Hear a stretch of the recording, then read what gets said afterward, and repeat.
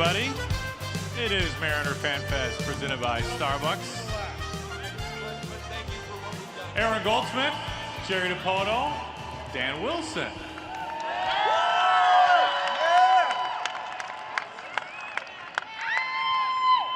You know, Dan, it feels like yesterday that you and I were just right up there together.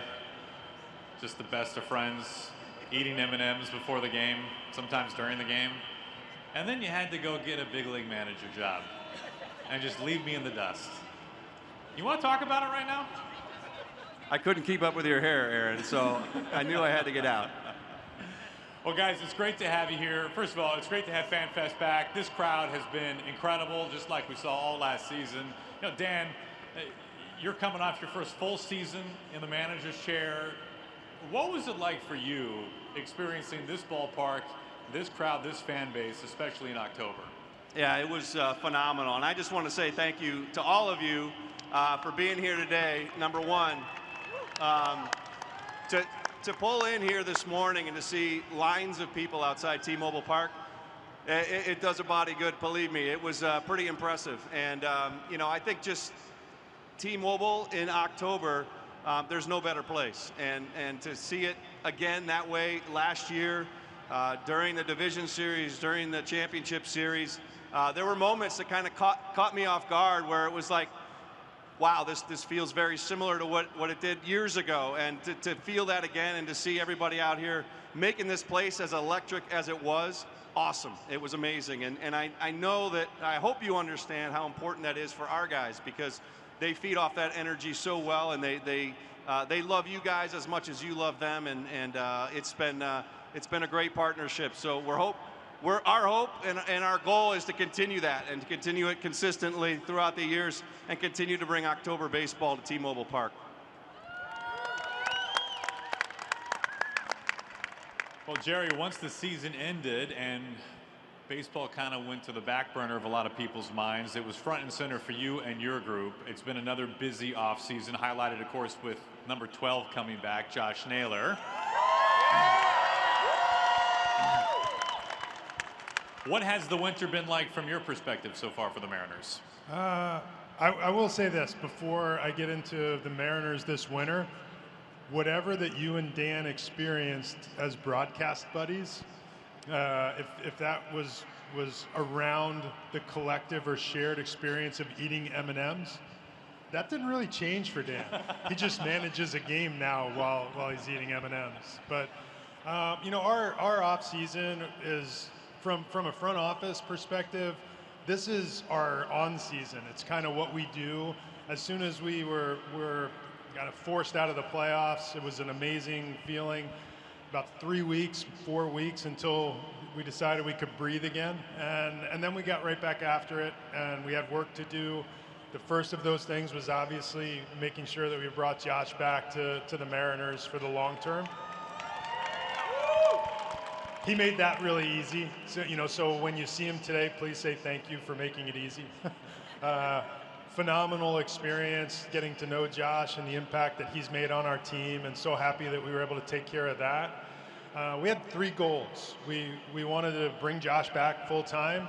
We wanted to add one more bat to our lineup to create length like we had a year ago. And we wanted to add one impact arm to our bullpen. And so far, we've been able to achieve 2 of those 3 things. There's still one looming that we would very much like to still take care of. And there's a few hours left of our off season, so you know we've got a shot.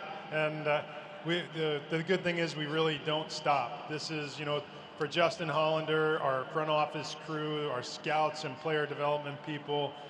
They're in this 24/7, 365. They love it, and it is our passion as much as it is yours, and hopefully you see that in the players, because they kind of embody that. It's a great group.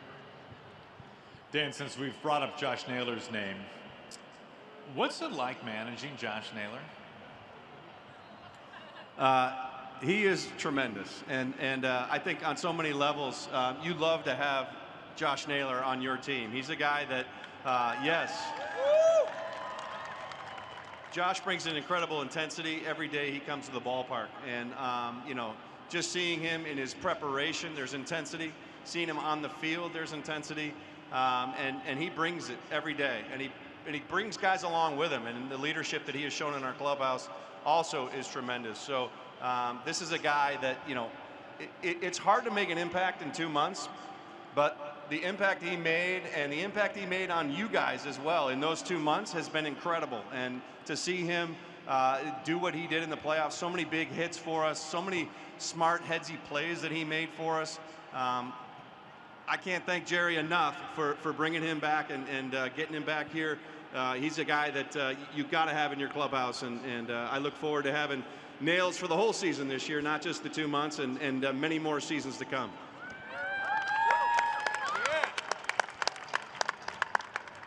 You know, Jerry, I think that there's a real connection, and there has been for some time, with this team and this city. And part of the reason why, there's a lot of reasons, but part of the reason why is so many players we have seen grow up in front of our very eyes, right? And a lot of them have already been on the stage today, guys like George Kirby and Cal Raleigh and Julio Rodriguez, even a guy like J.P. Crawford, who's been around for a while now. 98% of his big league at-bats probably have come in a Mariners uniform. What does it mean to you and your group when you watch not only just that group of players come up together, but then really thrive, and last year put together what was the best year this franchise has ever seen? You know, it's always been our vision.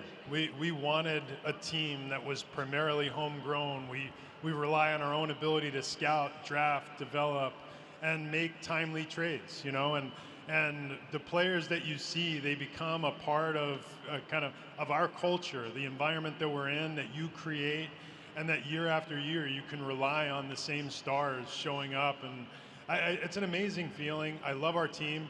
You know, we're going to line up. I've said this multiple times this week. Unless there's any crazy change in the American League West in the next few weeks, we're going to line up with the youngest team in our division for the 6th time in 7 years.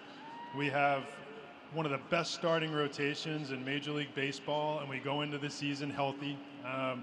We have a dynamic back end of the bullpen, and every one of the guys that contributes day in and day out, you know them all, you know, and one of our priorities through the years has been to try to extend those players and keep them here and hopefully wind up with, you know, the First Avenue and Edgar and Dave, just statues everywhere. You know, I want this team to be a part of what's happening in Seattle more broadly. We have a great sports scene, you know, go Hawks. And it's remarkably familiar when we go watch the Seahawks or we go over and see the Kraken, the way those teams are built, developed, and I'm really proud that the players that are currently a part of the Mariners family want to be here, and they love it here, and we have no intention of letting them go anytime soon. Dan, now that we are firmly in off-season mode and you've had some separation from last year, your first full season as the Mariners manager, did you allow yourself to kind of sit back on a rainy winter day and just think about what that season meant to you as a guy who has been a part of some of the greatest teams this franchise has ever seen, both in uniform on the field and in uniform in the dugout? It's a remarkably special thing that you can say that you have been a part of. I think for me, I'm just grateful to have been, you know, I've always said as a player, I was in Seattle at a really good time with a lot of really good players, and was the beneficiary of that as a player. Good players, in my opinion, make other ones around them better. And when you talk about some of the guys that I had the privilege to play with, they made me better, and they made this team better. And as a result, you know, the city, you know, took a loving to baseball. To be back at it in a completely different setting, you still have to rely on those guys, and I think our guys are so special.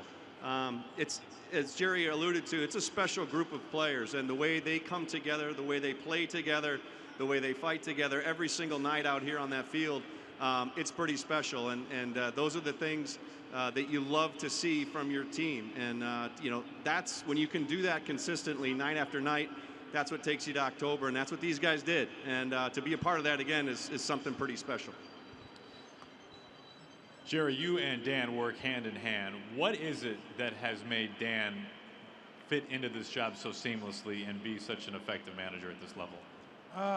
As kind of like you all have known, I joked around this week. I think Dan's been a Mariner since birth. You know, he's been a part of the baseball culture in Seattle for a long, long time, and you know, just about as genuine a human being and as relatable as anybody you're ever going to run into, and the players feel that. You know, Dan is leadership. He's a connector. I think the thing I would say about Dan that stands out more than anything is he views the player first as a person and then as a player.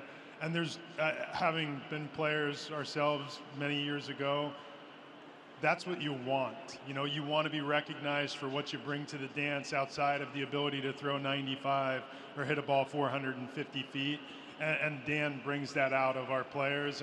And the result of that is the players then behave in that way with their teammates. And it cultivates a togetherness, a love in that clubhouse that's unlike any that I've ever been exposed to. And it's the thing that I appreciate most about what he does, what you do. Dan, as you look ahead to this upcoming season off the heels of a remarkably successful 2025, what is the messaging in spring training? What is the culture that you set in spring training that what happened last year is just the beginning of something? Yeah, I think that is the message. And it's interesting in talking with some guys, you know, over the course of the offseason. I'm not even sure it needs to be much from us. I mean, they will get that message. But that's the message they have for us, that they want to get back out there. They want to get back to October. They want to get to the World Series. And so it's burning in them to get back on the field. So, you know, I think obviously disappointing to get knocked out last year when we did. But these guys have taken that and will use that as, you know, inspiration this year going forward. And that's the message. We've got work to do. We know that, and it starts, you know, on February 10th with our first workout, and it's going to take us all the way through the end of October. And we're really excited to bring this to you guys again this year, because it's the same group of guys, it's the same core of people. We've added a few parts. Jerry and Justin done a great job of that, and taking these guys and getting them ready is going to be phenomenal, and they're going to be ready to go. So it's definitely in there. They are ready. They're ready to fight again, and that's what makes this team so special. Well, we're going to open it up to you guys a little bit in the crowd. We've got some microphones set up in each aisleway here. Feel free to form a line. Looks like we've already got some people lined up. Why don't we start over here?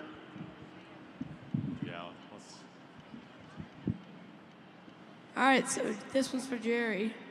I don't know if you can answer this, but I just wondered if there's anything stirring or cooking up in the off-season pot, and if not, what are some strategies or like tactics that you use to like maybe like influence a player to sign with your team? It's a great question. Are you looking for a job? So, actually, and I say this, I've said this before, and I've said it a lot in the last couple of years especially, never more so than this summer. Our greatest recruiting tool are you guys. And you know, we have had a good team for a handful of years now. We've been to 2 of the last 4 postseasons. We won a division championship this year. We have stars, recognizable players who are influential around the league, but nothing draws the players in more, like a Josh Naylor, than playing here on a playoff run with a full stadium of fans going crazy and creating the kind of environments that you all have. That's the biggest recruiting tool we have. That, and it's super fun to live here in July and August when all that is happening. So yeah, it's you are our biggest recruiting tool, so keep bringing it. Dan, who do you think improved most this last baseball season? I'm sorry, can you repeat that? Who do you think improved most the last baseball season? Great question. I think as you look at some of the players that we brought up during the season, you look at a Ben Williamson, you look at Cole Young. These guys coming into the major leagues for the first time is no easy task, especially when you're young like they are. And those guys did an incredible job for us when they got here.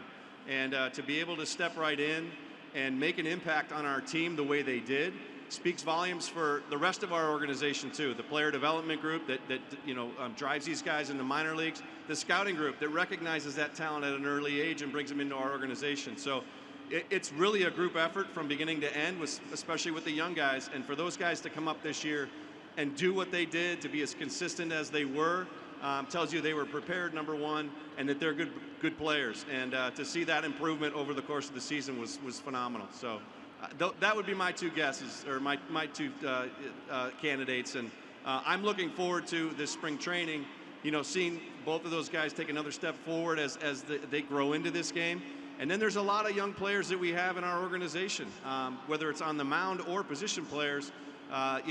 We talk about Jerry and Justin building up the organization. They've done such a great job of that we have a lot of guys that are waiting in the wings. And to see some of those guys get a chance in spring training as well, that will be exciting for us this year. We're going to take a quick break from question and answer, and we're going to welcome to the stage an absolute Seattle legend. Let's hear it for Rick Riz!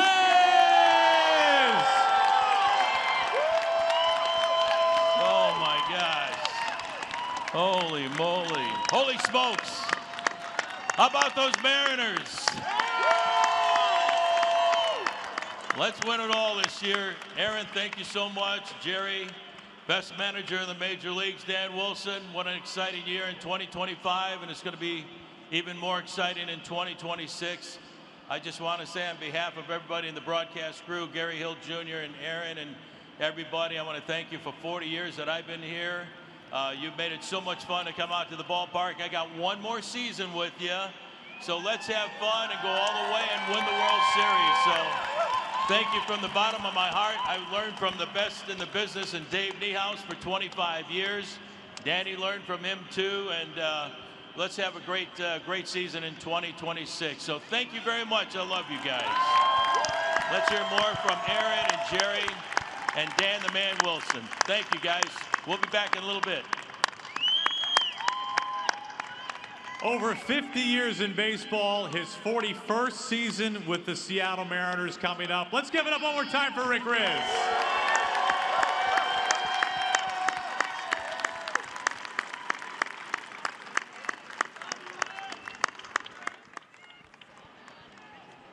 Hey, Dan, you've done a few pregame hits with Rick before, haven't you? Just a few.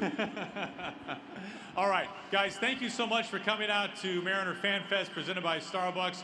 We will have a very important and noteworthy Mariner announcement coming up with Rick Riz any minute now. So please stay tuned. Thanks, guys. Let's hear it up for Dan Wilson and Jerry Dipoto.